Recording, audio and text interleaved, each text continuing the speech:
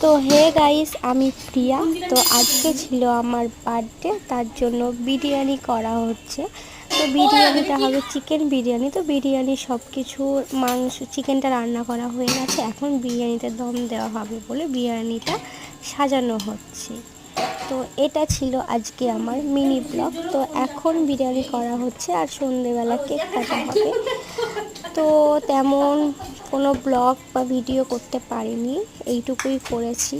তো এটা ছিল আজকের আমার মিনি ব্লগ। যদি ভিডিওটা ভালো লাগে অবশ্যই লাইক, কমেন্ট, শেয়ার আর আমার চ্যানেলটা সাবস্ক্রাইব করে দিও। তো বন্ধুরা, আমার অন্য ভিডিও তোমাদের কেমন লাগে প্লিজ কমেন্টে জানিও। তো চলো, টাটা।